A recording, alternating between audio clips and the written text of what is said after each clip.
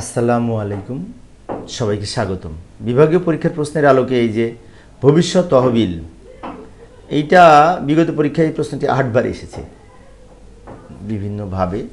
টিকা আকারে কখনো এসেছে, কখনো ছোট প্রশ্ন আকারে এসেছে। 8বার এই প্রশ্নটি এসেছে এই বিভাগীয় পরীক্ষা বিসিএস কর্মকর্তাদের। তো ভবিষ্যৎ তহবিল আমরা জানি যে আমরা প্রতি মাসে মাসে আমরা তো জমা দিই, তাই না? আমাদের বেতন থেকে এটা নির্দিষ্ট অংশ কর্তন করে ভবিষ্যৎ তহবিলে জমা হয়। তো ভবিষ্যৎ তহবিল আইন 1925 এর আলোকে আলোচনা করব। কি বলা আছে সেখানে? এই যে ভবিষ্যৎ তহবিল আইন 1925-এর বিধি 2-এর চ-তে ভবিষ্যৎ তহবিল সম্পর্কে বলা হয়েছে। প্রথমে আমরা কোন বিধিতে বলা আছে সেটা দেখব। ভবিষ্যৎ তহবিল আইন এই 1925-এর বিধি 2-এর চ-তে এই ভবিষ্যৎ তহবিল সম্পর্কে বলা হয়েছে। কি বলা হয়েছে সেটা দেখব। ভবিষ্যৎ তহবিল বলতে এমন তহবিলকে বোঝায় যাতে কোনো শ্রেণী বা শ্রেণীসমূহের কর্মচারীর চাঁদা বা জমা গ্রহণ করা হয় এবং তা তাদের পৃথক হিসেবে রক্ষিত থাকে। আমি আবার বলছি, লক্ষ্য করি, ভবিষ্যৎ তহবিল বলতে এমন তহবিলকে বোঝায় যে তহবিলে কোনো শ্রেণী বা শ্রেণীসমূহের কর্মচারীদের চাঁদা জমা নেওয়া হয় এবং একটা নির্দিষ্ট পৃথক হিসাবে সংরক্ষণ করা হয়।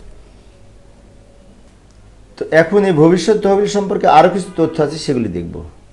সেটা হচ্ছে, প্রথমে বলেছে 2 বছর পূর্ণ হওয়ার পূর্বে ভবিষ্যৎ তহবিলে যোগদান ইচ্ছাধীন। মানে চাকরিতে প্রবেশ করার পরই প্রথম 2 বছর যদি মনে করে যে কেউ যদি মনে করে যে আমি রাখবো না ভবিষ্যৎ তহবিলে চাঁদা, তাহলে পারবে, সমস্যা নেই, ইচ্ছাধীন। আবার রাখলেও পারবে, কিন্তু এই 2 বছর ইচ্ছাধীন। পরবর্তী 2 বছর পার হওয়ার পর, অর্থাৎ 2 বছর পূর্ণ হওয়ার পর, চাকরির 2 বছর পূর্ণ হওয়ার প্রথম 2 বছর পূর্ণ হওয়ার পর ভবিষ্যৎ তহবিলে যোগদান বাধ্যতামূলক। বিষয়টি বলেছে যে প্রথম 2 বছর ইচ্ছাধীন, কিন্তু তৃতীয় বছর থেকে বাধ্যতামূলক এই ভবিষ্যৎ তহবিলে যোগদান বা ভবিষ্যৎ তহবিলে চাঁদা দেওয়া বাধ্যতামূলক। তবে একটা নির্দিষ্ট রেট আছে, রেঞ্জ আছে, সেটা হচ্ছে মাসিক মূল বেতনের সর্বনিম্ন 5%, সর্বোচ্চ 25% হারে এই ভবিষ্যৎ তহবিলে চাঁদা প্রদান করা হতে একজন বিশেষ করে কর্মচারী পারে আর কি। অর্থাৎ সর্বনিম্ন 5%, সর্বোচ্চ 25%। তবে অদূর ভবিষ্যতে আইন হলে সেটা যদি চেঞ্জ হয় সে পরবর্তী বিষয়, কিন্তু আপাতত রেঞ্জ হচ্ছে 5% থেকে 25%। 5%-এর কম রাখা যাবে না, 25%-এর বেশি রাখা যাবে না, এটা হচ্ছে শর্ত। এবং জমাকৃত টাকার উপর এই সুদ প্রদান করা হয় জমাকৃত টাকার উপর।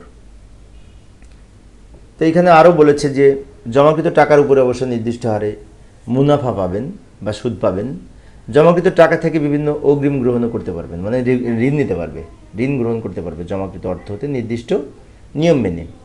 এবং এখানে আরও বলা হয়েছে তহবিলের সঞ্চিত অর্থ প্রদেয় হওয়ার পূর্বে অথবা প্রদেয় হওয়ার পর পরিশোধের পূর্বে চাঁদাদাতা যদি মৃত্যুবরণ করে, তো চাঁদাদাতার মৃত্যুতে তহবিলের অর্থ কাদেরকে প্রদান করা হবে?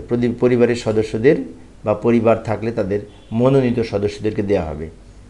পরিবার না থাকলে মনোনীত জীবিত ব্যক্তি বা ব্যক্তিবর্গকে দেওয়া হবে। অর্থাৎ এখানে আবারও বলছে, লক্ষ্য করি, এই চাঁদার টাকা যেটি জমা হবে সেটি তিনি যখন মৃত্যুবরণ করবেন, পাওয়ার আগে যদি মৃত্যুবরণ করেন, তখন তার পরিবারের মনোনীত সদস্যরা পাবেন, অথবা পরিবার না থাকলে জীবিত মনোনীত যে সমস্ত ব্যক্তিবর্গ থাকবে তারা এই চাঁদার টাকাটা পাবেন, কিন্তু পাবেনই নিশ্চয়ই।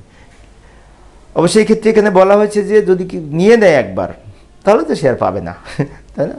দেখা যাচ্ছে কি যে চাঁদার টাকা বিশেষ করে অবসরোত্তর ছুটির পরে গ্রহণ করেছে, গ্রহণ করে মারা গেছে, তাহলে কি আর দিবে না? তাহলে আর দিবে না, সেই কথা বলছে। সেই জন্য যে পরিশোধের পূর্বেই যদি চাঁদাদাতা মৃত্যুবরণ করেন, সেই কথা এখানে বলেছে। তো ভবিষ্যৎ তহবিল সম্পর্কে এই ছিল ছোট্ট আলোচনা, তাই না? অনেক সময় এই ধরনের প্রশ্ন পরীক্ষা আসে, যদি আসে তাহলে আমরা এর পাশাপাশি আরও অন্যান্য বই দেখে নিজেদের মতো করে হয়তো লিখতে পারবো। তো আমি অবশ্য অল্প অল্প করে আলোচনা করি যাতে বোরিং না লাগে। বেশি আলোচনা করলে অনেক সময় লম্বা হলে বোরিং লাগে, তো অল্প সময়ের জন্য ছোট্ট ছোট্ট করে একটা একটা করে প্রশ্ন আলোচনা করি। তো পরিশেষে সবাই ভালো থাকবে এবং সুস্থ থাকবে, এই কামনায় খোদা হাফেজ।